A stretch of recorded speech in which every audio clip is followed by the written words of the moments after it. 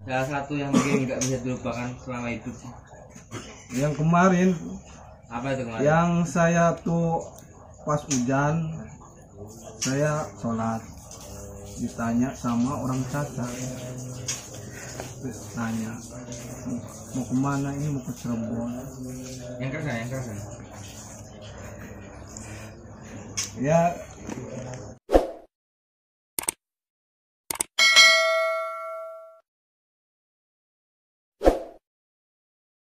lagi maghrib ditanya sama orang Cacat. Cacat juga bisa naik motor. Letik, Enggak, gigian itu. manual. Iya. Itu salutnya gini, itu ngasih makanan, akan-akan itu kayak saya di timpa batu besar kayak gitu. Kamu tuh nggak ada apa-apanya selama perjalanan kamu sedekah ngasih 100.000 ke orang-orang. Itu kan orang Cacat. Itu sedekah pisang yang gede waktu saya lapar. 5 pisang. Saya dijual. Orang Cacat kok ngasih ya? Baik bener. Selama ini saya ngasih 100 kok kayak nggak ada artinya gitu. Ini benar-benar luar biasa kata saya. Saya bengong merenung. Ini saya belum apa-apa nih, sedekah 100.000. Tafakur lah ya bahasa kerennya. Bengong aja dari situ. Pokoknya abah juga tuh terbengong, abah juga. Orang Cacat tuh ngasih sedekah ke kita ya. Jadi saya bengong terus.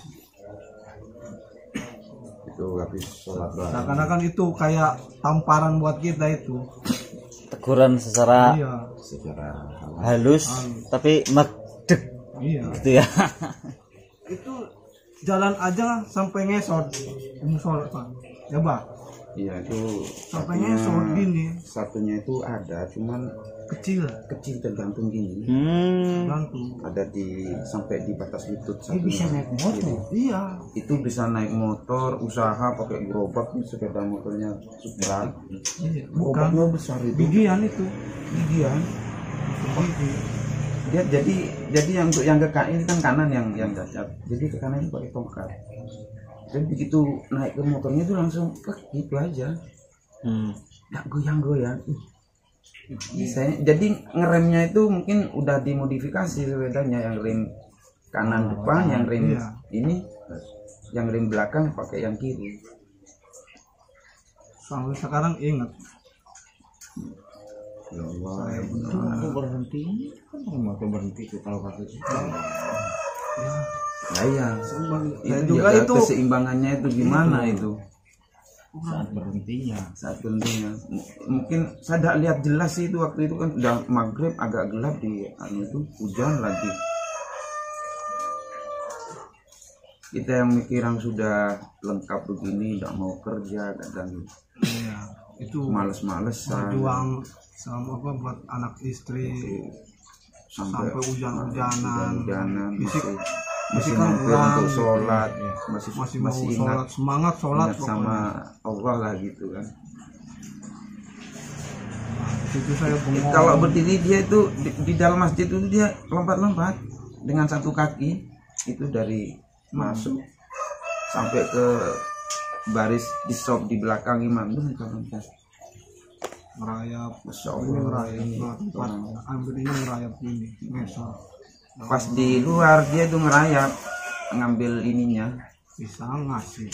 Cuma tanya saya sebentar, Tapi di situ saya. Mas dari mana? Saya dari Kebetulan Cirebon. Silakan saya. Ya, ya hati-hati aja.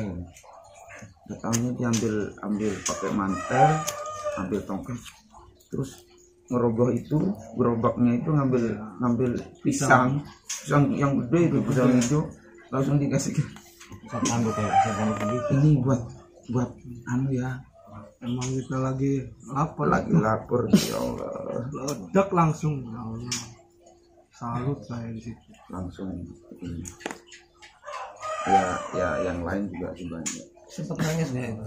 Wah, kalau nangis tuh, nahan nangis saya. itu ditahan.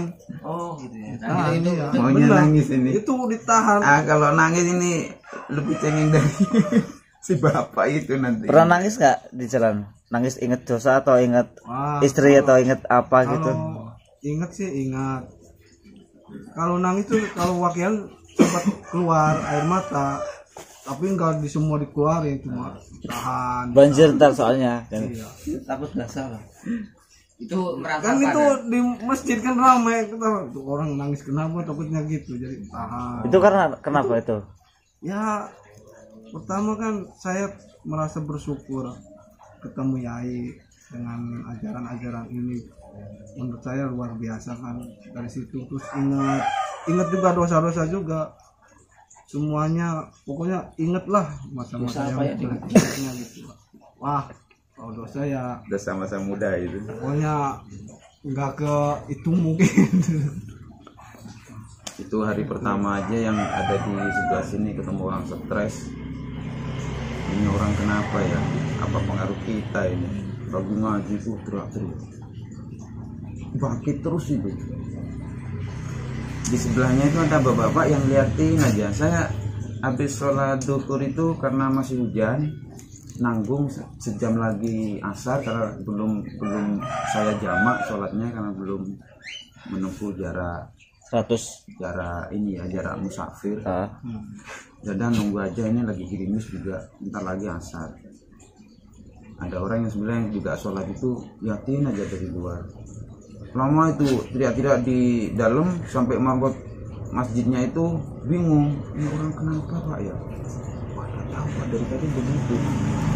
Itu ngaji, itu sambil teriak-teriak itu. Akhirnya cobalah kita lihat dan saya lihat, saya pegang gurunya, saya tepuk. Ayo kamu siapa? Bilang. Bangkit kamu yang di dalam ini siapa? Langsung saya bentak itu. bilangnya gini, amanah manopo, saya pengen ketawa. Kok bilangnya amanah manopo terus? Kemana-mana. Itu Akhirnya dia lagi Tanya lagi, istighfar gitu lagi. lagi bilangnya. tak bangkitkan lagi. Bangkit lagi. Siapa kamu? Ayo ngomong yang benar. Ada Manopo, dia itu mengamalkan ini, terpengaruh dari YouTube katanya, dikasih amalan sama oh, dia ngambil amalan di internet. Jadi nggak ada gurunya ya. nggak ada gurunya. Iklannya mana-mana opo. Diam lagi. Iklannya loh. Bangkitkan lagi. Bangkit sebentar. Bilangnya, Ini dibangkitkan juga percuma. Tadi ada iklannya Biar namanya. bangkit-bangkit sendiri. Ini amanah manopo. Teleponnya. Saya tarik itu keluar. Keluar. Udah diam. Enak itu, tenang itu. Mari semuanya. Apa? Diam dan ya tenang ya. Lah bapak yang tak dari tadi itu yang ngelakuin itu terus ngeretoki masuk juga. Diajari asmaul husna, istighfar, Boleh semuanya ini. ikut-ikutan ngobati. Marah ikut-ikutan dia mau ngobati. Tapi hari ini Tadi diam aja takut. Iya. begitu dia baca itu diam aja. Satu pun lagi. Bangkit lagi. Alamat mana ini? Yang bilangnya gitu. Amanah manopo, gitu terus. Siapa kamu? Ini guru saya. Bilangnya gitu terus. Berarti alamat mana, Mas? Kata saya. MSQ ya. Itu hari pertama ini Kasih kita ya. langsung ketemu orang kayak gini nih. Ya, Cuman akhirnya si bapak itu yang ini Itu cewek. Wah, mana? cowok. cowok. Oh yang menunggu itu cowok. Iya, nanti Ketemunya di internet. Pastinya cuma ini termasukkan Terus ke tanya-tanya konservasi. lagi. Dia Wah, ini apa? sudah gak bener ini. Habis lebaran Pengen itu berobat jadi habis lebaran Ujang insya Bustomi. Tanya, kamu tujuan mau kemana sekarang? Mau ke Ujang Bustami katanya. Berobat. Itu musafir, Bang. Dia orang Madiun, merantau ke Jakarta. Itu kan bawa tos ransel gede itu, lengkap itu sama KTP. Ini juga banyak. Iya sebentar-bentar bangkit, sebentar sadar sendirinya. Cuman awalnya tak bangkitkan. Karena mencurigakan, bangkitkan aja sekalian ya. Tapi bangkit beneran ya. Itu kalimatnya itu menetes semua. Baca Al-Quran loh itu. Menetes bahasa semua dia. Nah karena bapaknya ini sudah terlalu banyak dan keluar aja tuh biar bapaknya itu ada gimana. Kita sini mau ngedar mau bukan mau nambahin orang. Diurus di dalam itu. Nggak mau bangkit lagi setelah ditangani si bapak itu juga agak kenal. Di video juga, wah ini juga pakai ini. Kalau habis saya narik itu dia keluar bangkit lagi itu yang lain yang bangkit. Iya, bukan yang pertama. Wah kayak ini banyak ini udamnya ini. Ini bisa seharian ini bangkitkan orang. Saya sudah malu karena bapaknya sudah ini mau dibawa kan, udah saya tiduran aja di emperan masjid itu. Gak mau, sudah naik ke motor gak mau. Terus saya lihat si emasnya itu, kamu ikut bapak itu ya, kamu kan mau ke ujian sini, biar bapak itu yang antar. Saya tidak punya sepeda motor, bapak itu yang punya. Ikut ya, baik mas. Saya gini kan langsung mau, langsung naik terus di bawah.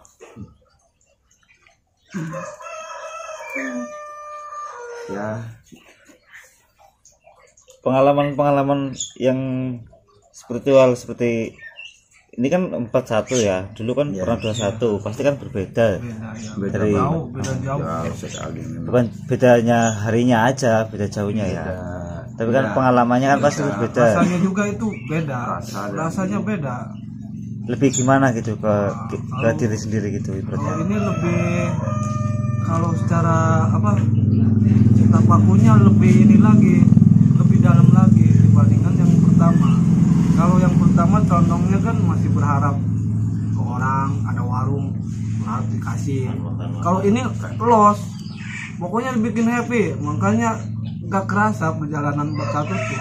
Makan gak makan zikir, makan gak makan gitu ya. Sempet punya pikiran, kok enak hidup di jalan ya, jadi nggak pengen pulang. Sempet punya pikiran kayak gitu.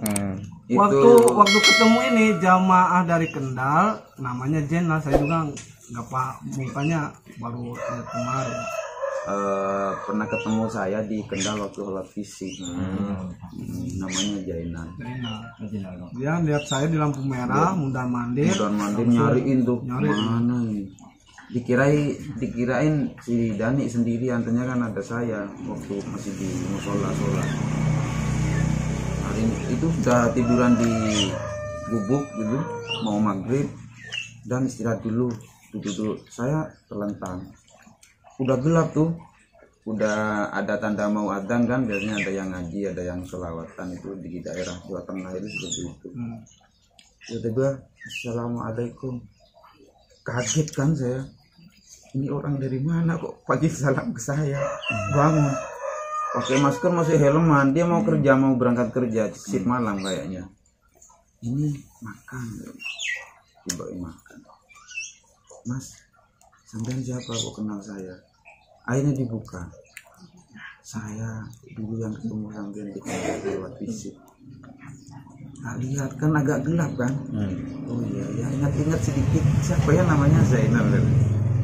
Entah itu yang di kecil atau udah zamannya Zainal. Tidak tanya karena dia mau cepet-cepet. Ini dimakan. Maaf tadi saya lihatnya cuma satu orang. Tak kira satu orang, ternyata dua. Udah ada bapak mas ini. Udah bikin ini kok. Barengan aja. Ya alhamdulillah malam itu ya. Yang paling banyak saya jumpai itu ketemu ustadz, ketemu kiai, semuanya haji. Itu di jalan itu sampai 5 orang itu konsultasi masalah turiko. Pencarian guru mereka orangnya. Termasuk yang paling ini ustadz di Seragi itu. Lulusan pondok udah bagus lah ngajinya, baca kitab oke, sampai menjelaskan apa isinya juga ini. Cuman ketika saya bicara toriko itu malah pelongo. Gurunya Habib katanya, itu yang dipajang kan di situ. Ini akhirnya sama Habib Lutfi, itu Pekalongan. Jadi sempat tanya. Awalnya kan saya mampir di masjidnya itu, udah mau sore, sholat asar. udah maghrib di sini aja dan sekalian ini sudah gerimis ini tambah, pokoknya sana itu hujan, sore itu hujan-hujan terus, paling sehari enggak, malamnya kalau udah tidur hujan lagi. Arah pulang 15 hari itu hujan terus, itu enggak ada hentinya. Udah kedinginannya pol ini. Berarti dingin ya Pak di jalannya. Tapi tidur Ya tidur sebentarnya paling nyamuk ya bangun udah. Itu juga ya bolak-balik gini. Bolak-balik aja itu Dingin. kayak di kandang ya. miring kiri dingin sampai apa sarung itu yang tak buat selimut ya tetap pakai pakaian ngedangnya kan, ini nggak kuat ini harus pakai sarung nih. Sarung selimut sampai ditutup kepala, basah itu, ngembun ya, sarungnya ngembun.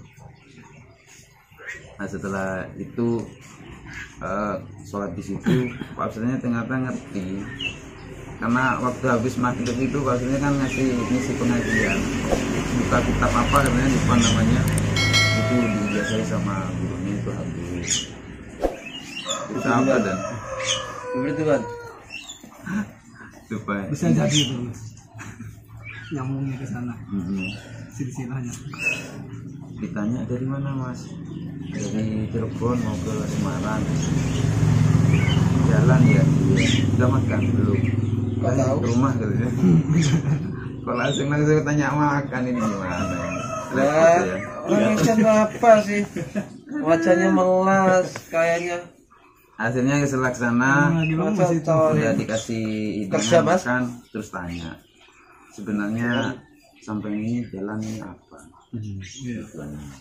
Saya itu jalan selama 41 hari ini ke depan, ini baru berapa 15 hari yang mungkin di situ di Pak Ustadz, tadi saya panggil Pak Ustadz, mungkin kiai dia. Tawakal itu ala Allah. Kaget kan? Dia bilang sebenarnya seperti itu dia kaget gitu ya. Iya kaget. Karena dia kan mungkin biasa menyampaikan seperti itu tapi belum pernah mempraktekkan gitu. Karena ini tawakal secara langsung nyata dan dipraktekkan di lapangan. Istilahnya dia itu dalam bahasa kitabnya itu apa? Saya sudah lupa, tawakal yang praktek langsung gitu. Cuman saya nggak tahu itu apa itu istilahnya. Dia diem kan sebentar, ya Allah. Terus dia cerita, saya itu lulusan pondok, tahu baca kitab, hampir semua kitab saya bisa baca, saya tahu artinya, saya bisa menjelaskan. Tapi kalau sudah berada pada dunia saya, betapa sombongnya saya dengan hanya tahu membaca kitab dan Artinya, tapi tanpa mempraktekkan. Tanpa mempraktekkan langsung seperti ini. Karena teman-teman saya itu yang pondok dulu, begitu banyak teman-teman itu yang bisa baca kitab itu bisa hitung jari, yang bisa mengartikan, menjelaskan itu juga bisa hitung dengan jari. Bisa baca tapi tidak bisa menjelaskan. Termasuk saya ini yang mampu seperti itu 1, 2, 3 orang, cuman saya sudah merasa ini sombong. Ya biasalah Pak Ustadz, orang penyakit hati itu kan seperti itu. Dan tawakal saya itu juga masih kecil, masih bingung. Sebenarnya di tawakal jalan saya itu juga maunya dan harapannya ini juga membersihkan hati. Dari sifat iri, dengki, sombong, congkak, hasut, rakus, tamak itu. Salah satunya lewat metode seperti ini ya. Ya. Cuman kami ini menjalankan tawakal itu secara ini, karena kami ada di Toriko, Qadariyah ini namanya. Dek gitu kan. Saya itu kemarin pernah dijelaskan sama ini guru Habib ini, dijelaskan masalah Toriko mungkin. Kok nyentuhnya ke sini ya saya, berarti kemarin itu yang dijelaskan mengarahnya ke Toriko. Cuman saya baru dikasih penjelasan. Toriko itu tidak seperti itu sebenarnya Pak Ustadz. Kalau di kami Toriko itu praktek langsung 90%. Teori itu hampir tidak ada. Karena nggak usah berteori kalau Toriko itu. Karena menjalankan syariat dan hakikat. Di rukun Islam syariatnya, di hakikatnya di rukun iman. Gabung jadi satu, itu Toriko nantinya. Jadi kami itu semua kalangan, semua lapisan, semua umur kita terima malu. Gak harus bisa baca Al-Quran, bisa baca kitab, bisa mengartikan, bisa balikkan ini. Gak harus. Karena di Toriko itu intinya menjalankan amalnya itu dari syariat hakikat itu nanti akan dapat hikmahnya sendiri. Jadi tidak usah berteori dulu. Jadi kalau memang ingin bertoriko, tidak usah menunggu umur 40. Nanti Ya kalau nyampe umurnya ya. Iya, sampai nanti malah dikenal wah orang-orang toriko itu Tua-tua. miskin nanti pada Anak seperti panen itu. lebih awal. Ya cobalah nanti Pak Ustadz ke gurunya dulu, ke Habib. Ini toriko saya terjadi nasib dan dia, dan amalnya saya ini disebut medan. Medan. Iya. Kalau sampean lihat badan saya waktu jalan, ya seperti orang medan itu, udah kotor, lusuh, tembang cangkir. Ini wajah udah seperti ini. Saya berangkat ini jam berapa sendiri. Kalau dilihat orang, perempuan, ibu-ibu yang masih, yang apalagi anak kecil itu lari semua, Pak Ustaz. Takut lihat kita. Ya cuma seperti ini jalannya. Kadang Tidak bawa bekal, jalan tidak pakai sandal, tidak pakai peci. Nggak pakai Google Map, Pak? Enggak ya? kadang di pasar Tambah-tambah. itu ya. Tidak mandi Pak Ustaz, saya bilang 41 hari itu tidak mandi.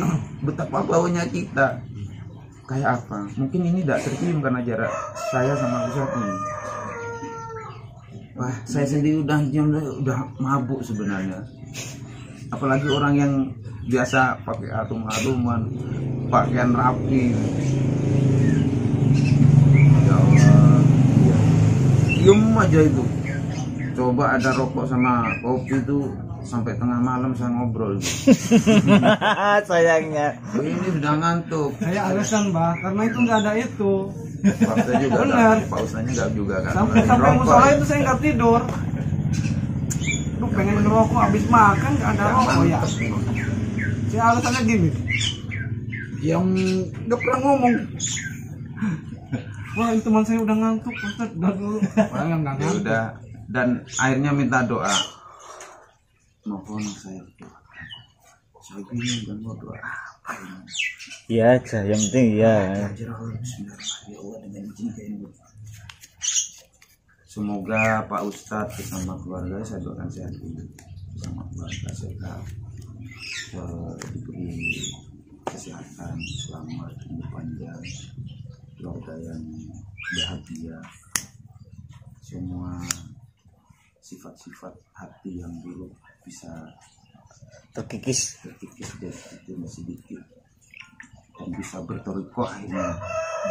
Saya doakan itu. Terima kasih. Maksud Ujungnya amplop, enggak, itu tidak ada amplopnya, itu langsung uang. langsung uang. Cuman saya seperti Kamu yang tidur tadi sih. saya bilang Pak Ustadz, saya lebih kan tidak motivasi. boleh memakai uang yang diberi orang. Cuman ini tetap saya terima dan ini saya anggap sebagai amanah dari jenengan, akan saya sampaikan kepada yang lebih berhak. Karena sampai sekarang ini aturannya saya tidak boleh pakai uang. Kalau saya pakai uang untuk beli rokok, nasi, apa-apa, itu berarti saya gagal, harus ngulang lagi ke nol. Ya ini karena sudah niatan hati saya, tolong diterima dulu.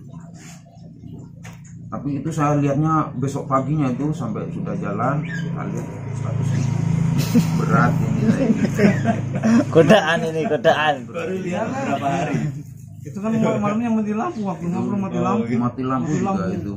Tumpak lilin. Wah, romantis sekali.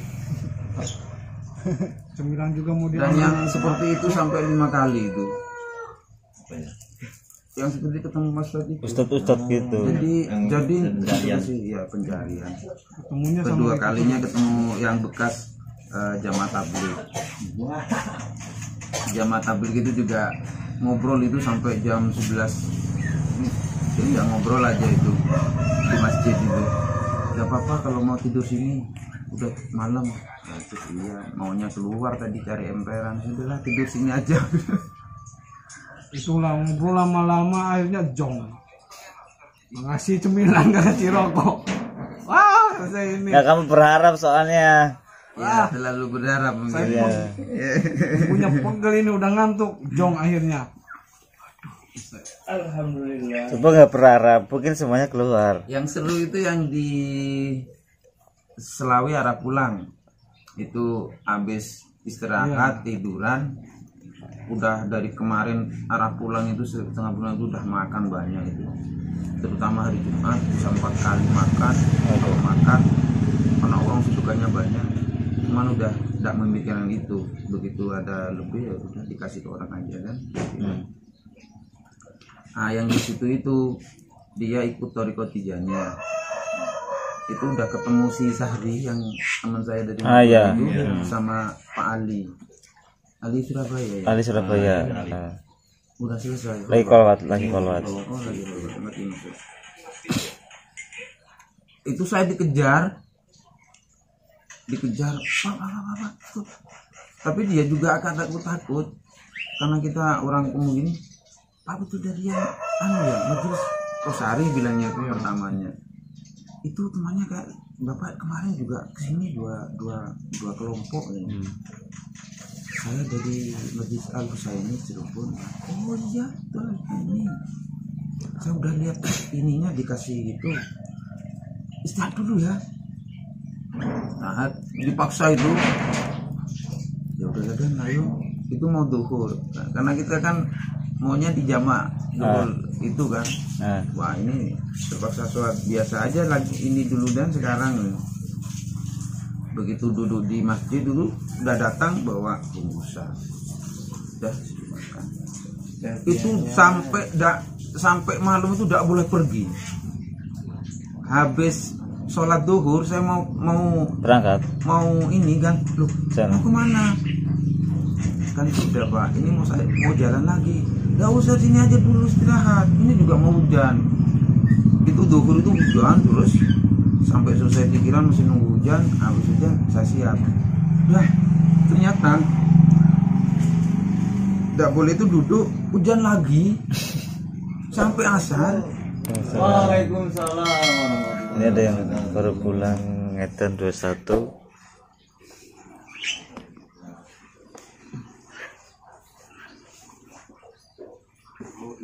Ini dari Jakarta baru pulang Ngetan 21. Mas Arul Batavia. Nggak lihat saya apa ketemu saya belum lihat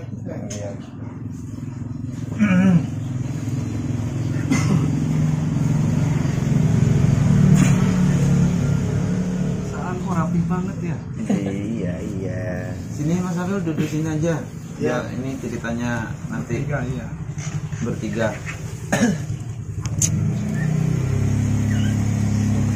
Ya, di situ dulu sih. Ya nanti biar Pak sebentar aja. Tengah, Pak, Pak. Oh ya oke. Tengah. Sini. Iya. Ini aja. Ini kolaborasi 21 dan 41. Masalahnya bertiga aja. Kok basah mandi ya? Hah? Udah mandi. Iya. Malam bocor. Amat ya. Tanggung amat.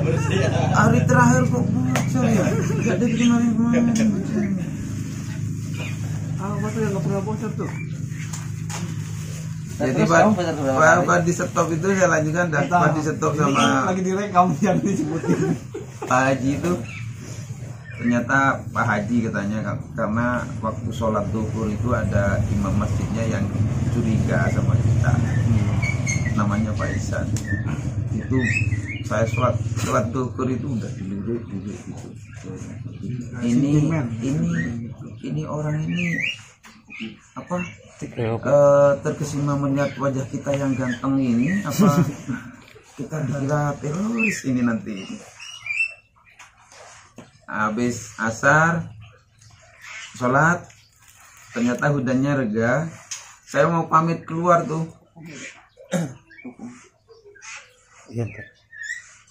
karena sudah ada rokok.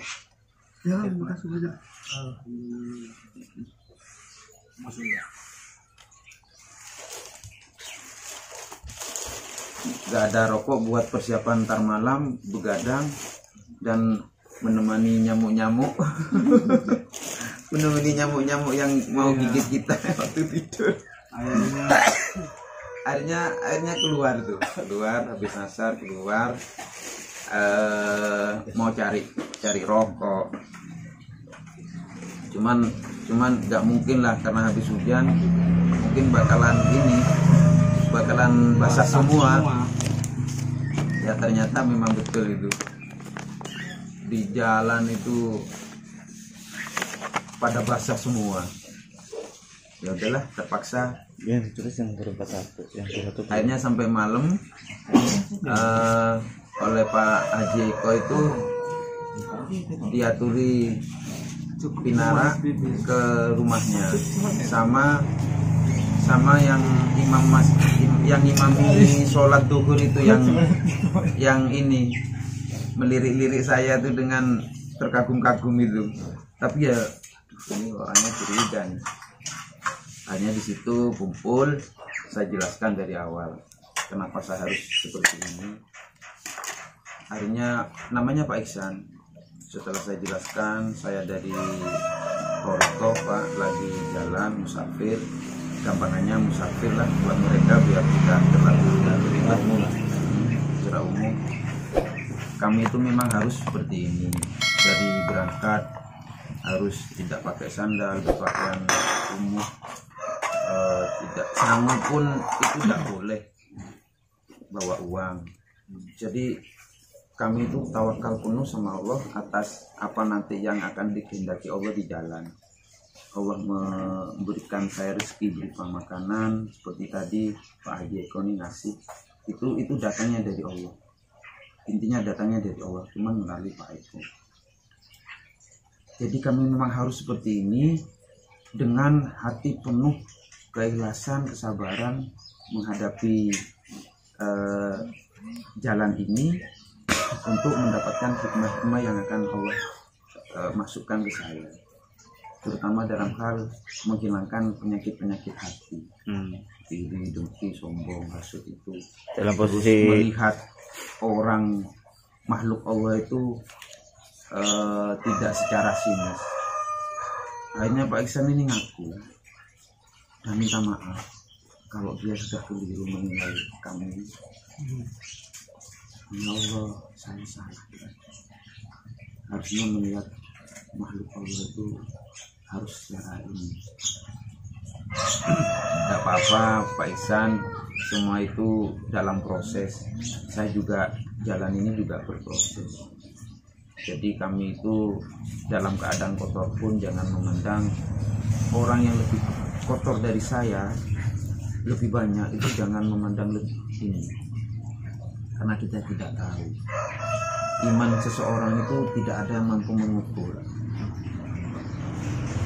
Allah itu, di mata Allah itu hanyalah orang-orang yang tingkat takwanya yang lebih tinggi lah yang Allah itu lihat.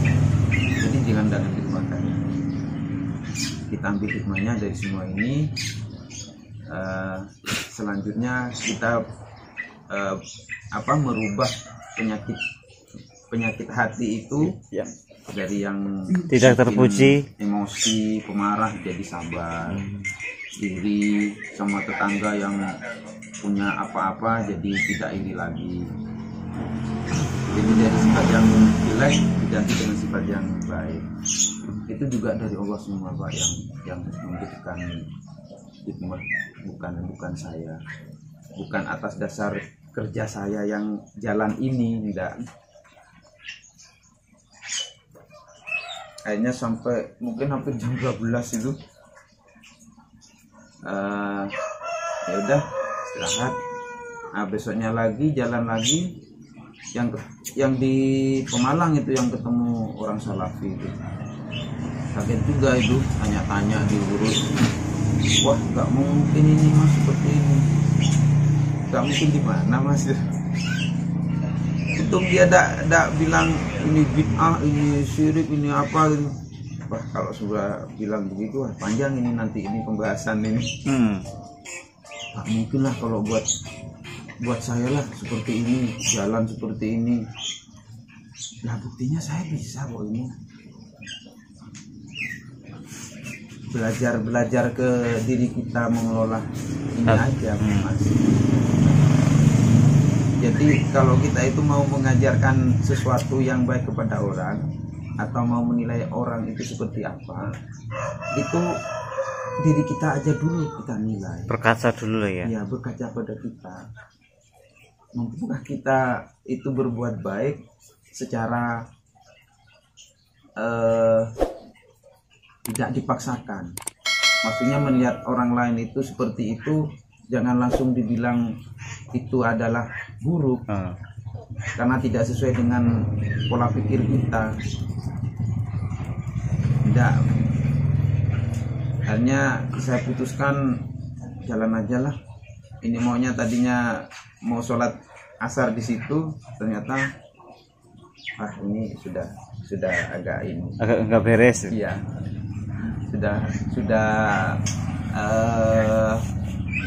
jalurnya udah jauh. Itu belum sempat saya jelaskan Toriko itu.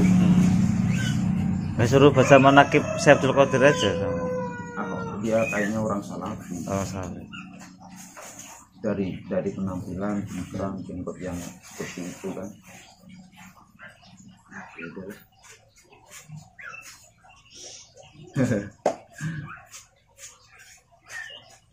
Ini yang bisa poin-poinnya seperti apa ini poin-poinnya?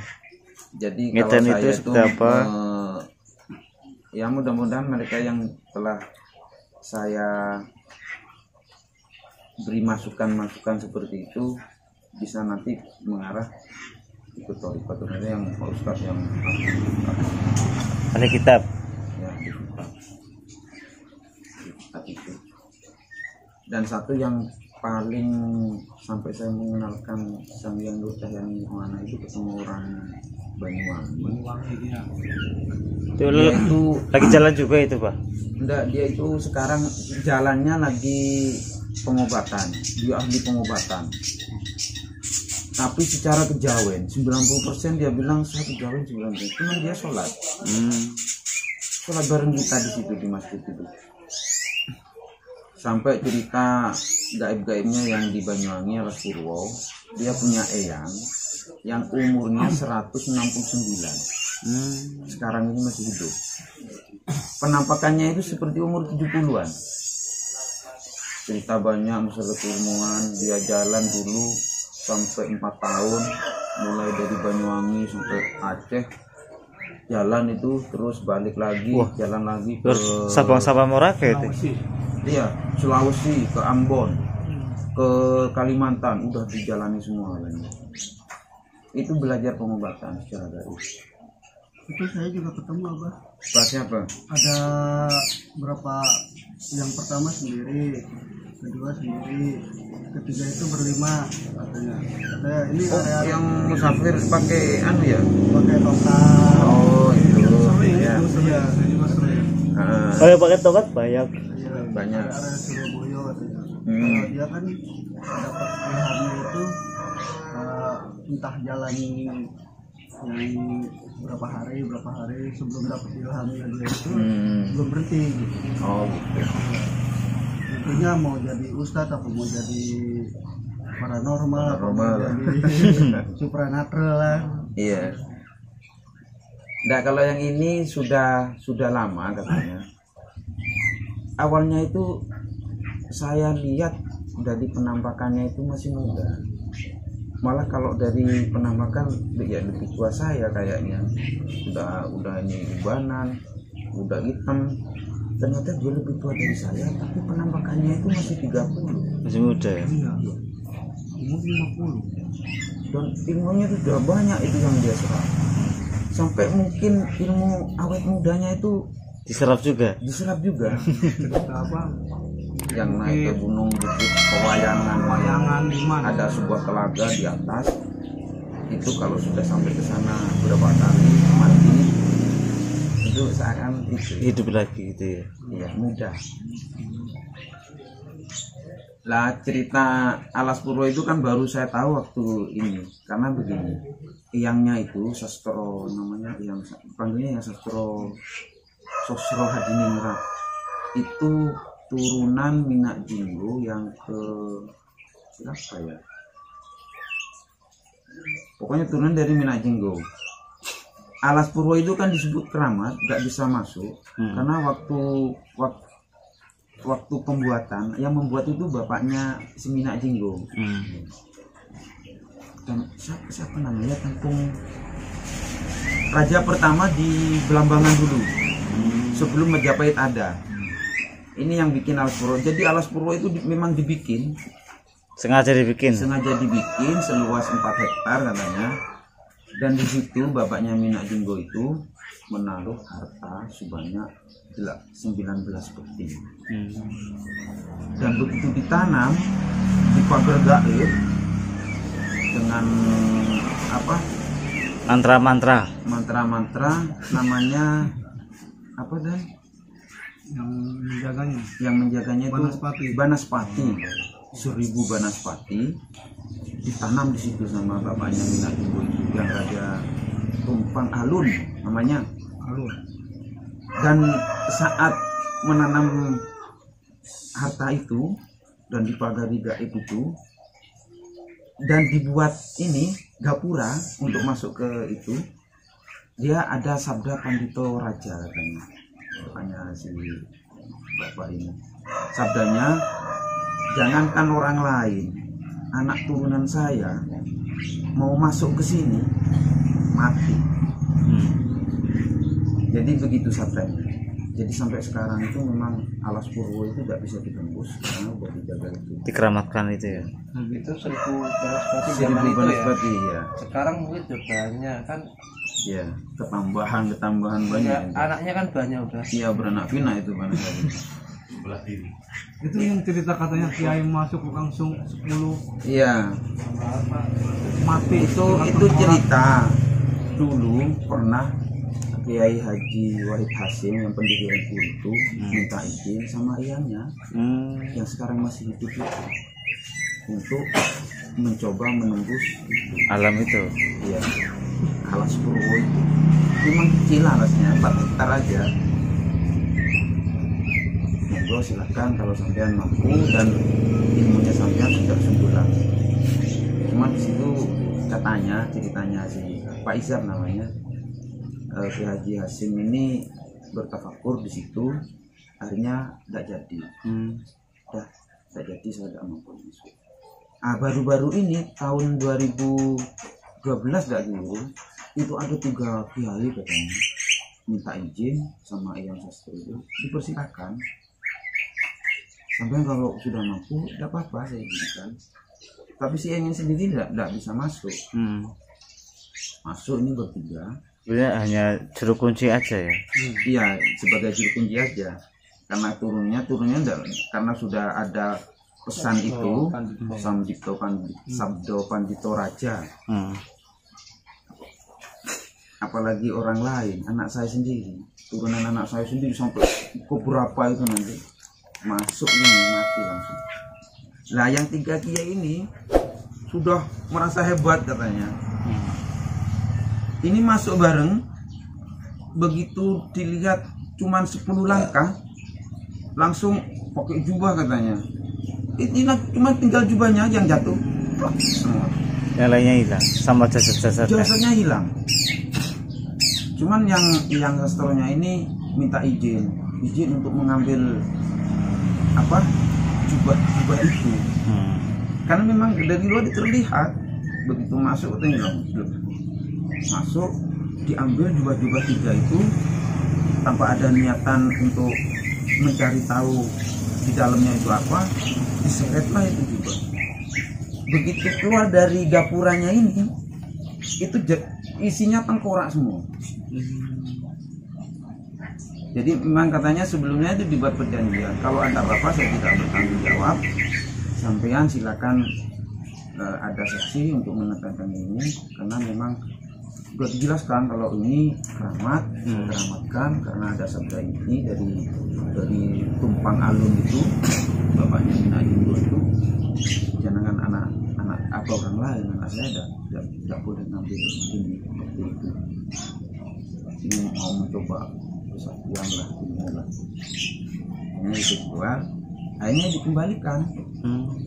Disuruh tulis alamatnya masing-masing, karena waktu itu katanya tidak bawa anak buah si kiai ini, kiai gede katanya. Udah dikembalikan, ada saksi. Akhirnya saya gini, Pak Izam, ini nomor WA saya, tolong dicatat. Cuman saya peminat saya sakit, tolong tanyakan ke Iyang sampean. Pak Isam ini sudah 5 turunan dari yang ini, sudah 5 turunan. Jadi dia ngasih tahu fotonya, ini yang sastro saya, nah ini nenek saya. Itu hampir mirip wajahnya kalau dilihat secara fisik. Ini umurnya 169, yang sastro itu, dan nenek saya itu baru umur 90. Pak Isannya sendiri itu umur 53, tapi tampaknya umur muda. Makanya heran, saya panggil Mas pertama. Wah ini ya udah nyerap ini, karena dia bilangnya memang 90% juga kejawen, diajarin bahannya itu, dan bahannya itu sampai sekarang udah Islam. Cuman anak turunannya yang sastro itu Islam, sudah bisa bersahabat. Oh, ini nunggu Sang Hyang Bercahaya ini kemana ya? Tolong ini antara saya dengan jenengan saja, sama Iyangnya nanti. Ini tolong dicatat nomor saya. Ya tidak tahu lah, saya ke belakangnya apa gimana. Karena yang saya tahu kan semua harta itu diwariskan ke kita. Ini tolong sampaikan, kenal tidak dengan Sang Hyang Bercahaya? Tolong ditulis, aku sampean buat. Cuman ini sudah masuk, tadi saya cek DW-nya sudah masuk, saya kirim balas. Nanti mungkin ada kelanjutan. Karena kalau yang sampean sudah umur begini dan ada mandat dari yang-yangnya dulu sampai ke tumpang alun ini, pasti akan tahu ini. Ya, itu sepanjang malam itu saya cuma dengarin ceritanya dia. Sampai dia itu cerita menghidupkan orang mati. Bisa seperti itu ya? Bisa. Bukan kaleng-kaleng tuh orang seperti. Dengan Raguna itu kata saya dalam hati. Dan keturunan dari yang sastro ini tidak ada yang melanjutkan keilmuannya kecuali Itu. si Pak Izam ini. Tidak ada yang bisa katanya. Sampai yaitu diajari berjalan itu selama 4 tahun. Ketemu sama yang di Aceh itu, berguru yang di Aceh itu umurnya waktu itu 125. Ketemu yang jalan ke Maluku itu umurnya 140-an. Berarti umur gurunya itu sepuh-sepuh semua ya? Ya ternyata yang di Aceh, yang di Maluku, yang di Kalimantan itu 100 lebih semua. Itu pernah berguru sama Iyangnya di Banyuwangi. Jadi muridnya semua.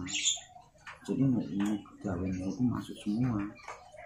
Sampai bisa bertahan sekian tahun itu juga kan ada itu. Ini mau boleh ini. Ilmu nyelung sumi. Ilmu umur panjang. Kalau menurut saya itu ilmu umur panjang. Bukan rambut panjang. Rambut ikan. Itu umur panjang ilmu lah. Ya, waduh ini repot saya ini kalau mau cerita Toriko. Udahlah, saya dengarkan ceritanya ini aja. Kali-kali kita didongengin. Ya didongengin. Sampai di situ dia bilang itu di depan masjid itu ada kendi isinya emas. Saya sudah terawang tadi itu siluman Penjaga ya? 8 siluman yang jaga itu. Yang menarik sekali itu cerita narik itu. Dia cerita, dia juga ahli tahu lah di bidang santet itu tahu. Ceritanya dia suatu ketika jalan di satu tempat, mampir di warung makan. Nah saat makan itu, yang di warung itu cerita, wah kasihan ya, Pak Haji itu mati mendadak. Tadi situ lagi sholat kok, saya lihat lagi sholat kok, jam 8 sudah mati. Nah si Pak Isam didengar, wah kalau kayak gini udah curiga dia, ini mesti ada penyebab yang Nggak beres. tidak beres ini. Akhirnya saya makan, Pak Isam ini minta izin, Pak, tadi ada orang mati ya, katanya ini mati malam. Tolong bisa antarkan saya ke rumah si meninggal ini. Ada apa mas? Enggak, saya mau layak aja, apa mau taksi aja. Masnya dari mana? Saya dari Bandung. Saya bukan saudara, bukan teman, saya cuma lewat aja di sini, cuma saya ingin tahu keadaan orang yang mati karena mendadak ini. Yang main ceritanya saya tahu sebab-sebab mati karena santet itu tahu dari ceritanya Pak Iseng. Gitu sampai minta izin ke keluarga ingin melihat kondisi tubuh si mayit.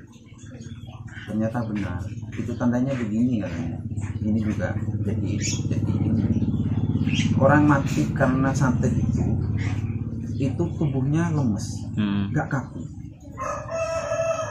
Lemes dibeginikan itu lemes kayak ini. Nggak ada daya. Nggak ada daya. Dan itu nanti ada warna-warna biru kan. Itu sudah pasti karena santet. Entah itu santet model apa lah. Dan dia minta izin setelah tahu kalau itu kena santet, minta izin kepada Pak, saya bisa mengembalikan dulu orang ini. Terus saya itu seru nih. Rokok sudah hampir habis, tinggal utis. Dia yang rokokan utuh. Tawarin. Gak ditawar-tawarin. Tadi sudah dikasih makan sih sama dia sebelumnya. Enak saya mau ngambil rokoknya gitu kalau gak ditawarin. Iya, maksudnya ikan itu. Nasinya ikan ini enak sama ikan. Saya kebagian ikan terus, enak kan? Enak kali, Pak. Tapi akhirnya itu habis sama saya ikan. Satu. Ada ini belum taruh kok karena kita tidak ini. Terus setelah itu ya cerita begini. Kalau diizinkan saya akan mengembalikan ini, tapi jangan saya berusaha dengan ini karena ini matinya karena santet. Aku bisa bahaya ini tandanya saya juga tahu. Gitu. Cuman ada sarannya begini, kumpulkan 40 orang, terutama yang ahli keluarga dulu, yang ada hubungan famili lah, entah ini saudara, ponakan, sepupu, atau mantu, gitu. 40 orang, kalau itu, ada nanti dari orang itu syarat-syaratnya dari dia. Iya. Jadi kumpullah di situ syaratnya dari dia 40 orang. Sekarang wudhu, baca Yasin ya. Itu ini dulu ambil tanah satu. Oh iya, ambil tanah Dari kuburan. dari kuburan itu kan sudah digali kuburannya. Ah. Minta tanah dari situ. Itu ditaburi di sini di lantai. Terus si mayat itu taruh di atas tanah itu, telanjangin, cuma nanti ditutup lagi. Syaratnya di situ, ketua ini. Tapi pakai ngaji. Tahu deh yang ngaji. Nanti urutan dari ini sampai ayat ke 38, pokoknya maksudnya 38. Nanti Tikno yang 39. Nanti setelah itu ganti ini. Jadi muter sampai 40 itu. Sampai selesai itu surat Yasin. Dah seperti itu sudah.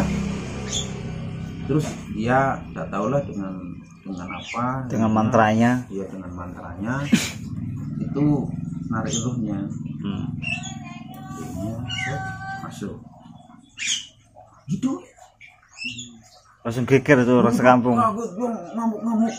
Si Pak Haji ini yang meninggal ngamuk-ngamuk langsung lari ke kamarnya. Ngamuk-ngamuknya itu sambil nyebut orang yang nyantet dia. Pokoknya kata-kata juluk itu keluar. Kata-kata mutiara. Iya. Siapa namanya nyantet? Itu nyebut namanya orang nyantet. Saya udah tahu untung saya apa? Sosialnya begini masih begini kerjanya. Nah setelah itu masuk Pak Izam itu bilang, "Bu, saya boleh masuk ya?" Itu dimandikan, entah mungkin ada itu lain, ceritanya dimandikan dipakai lagi bersih, terus menerima tamu keluar sama yang sudah tak setia itu ngobrol, lagi ngobrol orang yang gali kuburan itu datang, siap. "Pak, kuburannya sudah siap." Lu yang mati siapa? "Ini Pak Haji kok hidup," kata. Aku kaget juga. Akhirnya geger di situ. Pak Darwin apa namanya. Jadi itu dia cerita ketika dia itu disantet, Ruhnya diambil. ruhnya diambil. Itu yang ngambil itu berupa orang yang menyuruh nyantet. Umpamanya saya mau nyantet Mas Ridwan, saya nyuruh Dani. Cuma karena perjanjian saya yang dukunnya ini mau dibayar, dia kan tidak tanggung jawab dosanya, tetap saya. Iya. Jadi ketika dia ngirim santet ke Mas Ridwan, yang datang itu berupa saya. Jadi ketika Mas Ridwan itu bangun, dihidupkan sama si Pak Izam itu, Masih ingat? nyebutnya saya. Jadi ketika ditanya, "Pak, yang terjadi apa?" Nah, ketika saya itu yang tidak terjadi itu orang yang dukun itu. Cuman dia merasakan waktu ditarik ruhnya sama Pak Isam itu, Pak Isam ini berubah Gede tinggi. itu apa? Tuh. Oh. Itu tarik menarik sama siluman yang itu lagi disiksa ruhnya. Tarik menarik. Jadi pokoknya tengkar lah antara siluman sama buto hijau yang kekuatannya Pak Isam. Saya sampai sakit nih katanya ruhnya. Ditanya Pak Hajinya itu setelah ruhnya ditarik masuk. Akhirnya penduduk itu yang takziah itu ngelabrak si ruhnya itu. Udah dihajar habis-habisan katanya, di ultimatum kalau sampai sore ini tidak keluar dari rumah ini, bawa semua keluargamu, bakar, tak bunuh kamu. Di masa gitu ya. Iya, di masa itu. Hanya takut kan keluar. Setelah saya tanya apa sih Pak gara-garanya sampai nanti, dia itu diingatkan sama Pak Hajinya itu sebelahnya tanah Pak Haji itu di patoknya dipindah terus katanya. Sekali 2 kali. Mungkin patoknya di sini pindah sini. Tanah jadi lebar Jadi ya. tanya Pak itu sama lebar, udah diingatkan, dia tidak terima gitu katanya. Lah cerita itu, wah, kita juga ini apa ini. Tapi saya tidak tanya, hanya cerita lagi. Nanti yang akan meneruskan penjagaan alas purwo itu yang sudah bisa ilmu tapak jala. Pernah dengar ya ilmu tapak Iya, jala? pernah. Ilmu tapak jala itu begini, orang yang menguasai ilmu itu harus pakai peci selamanya. Kalau nggak pakai peci, itu pakai sarung, pakai apa ya? Karena nanti benda makhluk hidup yang lewat di atasnya dia itu akan jatuh mati. Takut dia pas lewat di bawah apa ya, rumah tingkat, di atasnya itu ada orang Mati. mati. Ayo makan dulu. Makan, Bang. Makan. Sekian dan terima kasih. Ini ceritanya Mas Arul dulu nih. dilanjut Mas Arul dulu sambil ini Taruh biar didongkrak. Coba dulu, boleh coba dulu.